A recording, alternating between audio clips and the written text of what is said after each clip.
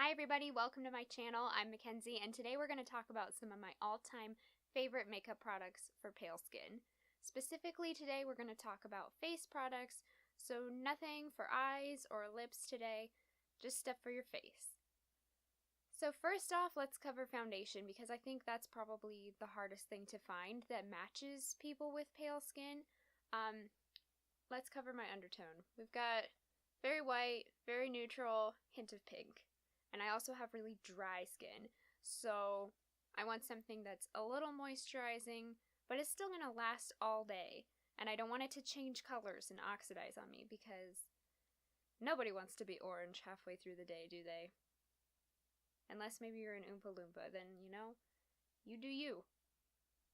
So my all-time favorite foundation is Revlon Colorstay, and this is the shade 110 Ivory.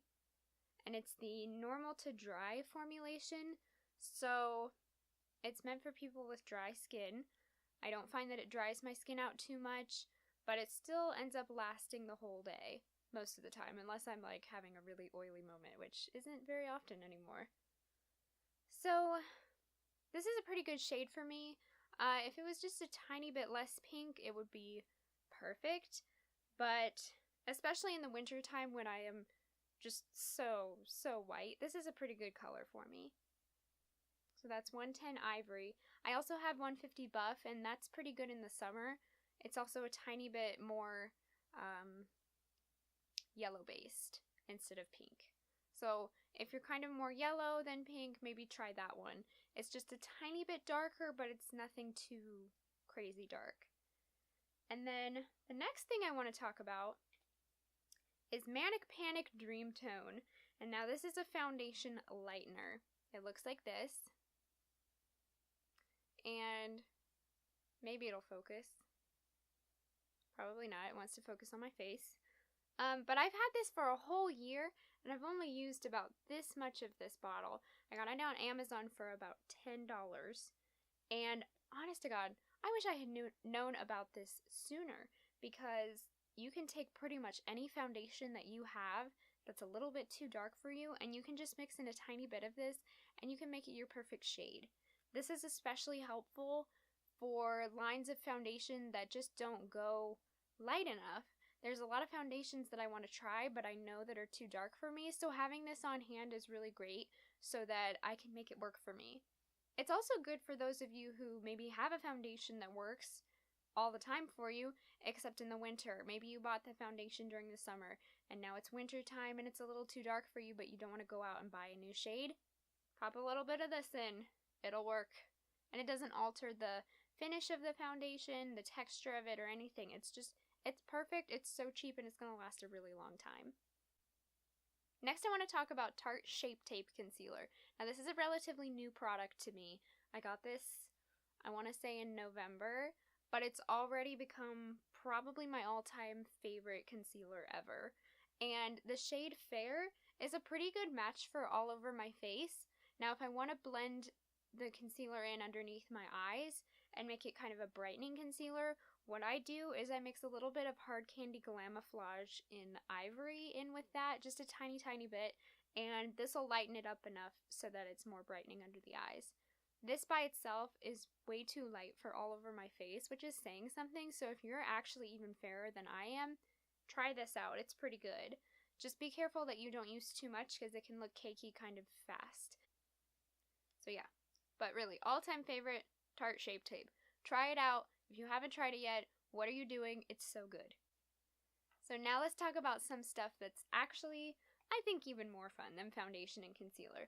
And that's stuff for your cheeks. I love cheek products. I think they can really add an extra dimension to your face, make you look a little more alive. Because when I wake up in the morning, I feel like I'm just white with lips, and I need some color happening on my cheeks. So the first thing I want to talk about is blush. And these two blushes, well, this first one, this is probably my all-time favorite blush ever. And this is Nars in Deep Throat.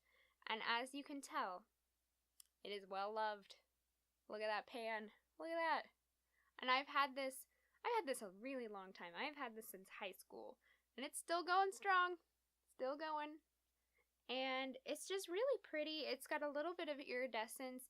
It gives your cheeks some life. I'm not wearing this one today, but it's probably my favorite of all of the ones that I have.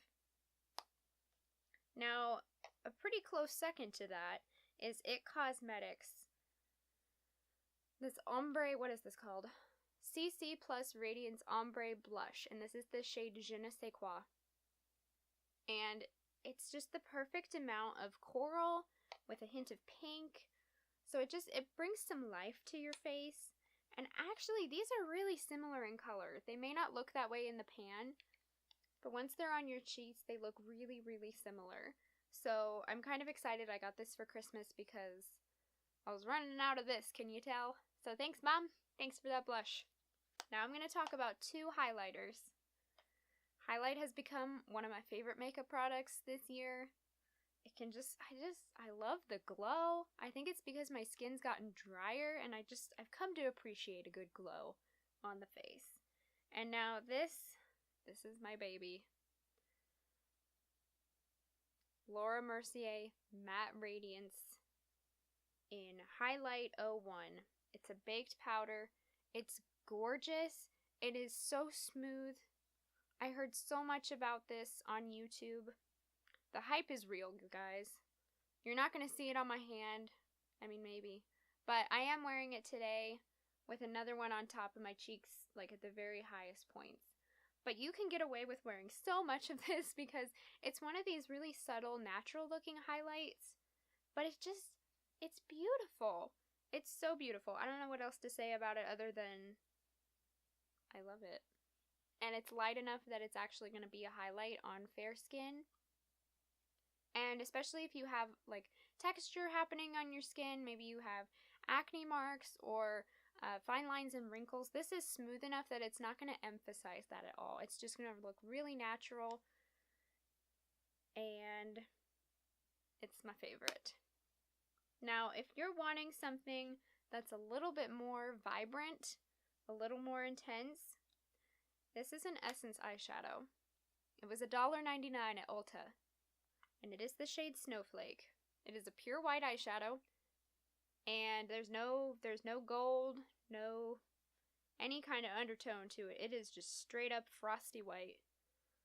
There it is. And I heard about this through the Tayla on YouTube. She said that this was a good dupe for the Becca Shimmering Skin Perfector in Pearl. And I don't own that one, but it's $40, and I don't want to spend $40 for a highlight. So I picked this up, and it's beautiful. If you have fair skin and you want an intense highlight, try this out. Because for $2, you really can't go wrong. And then I have one more that I want to show you, but I have to go grab it real fast. This is Becca in Moonstone. Now this is more gold than the Essence eyeshadow.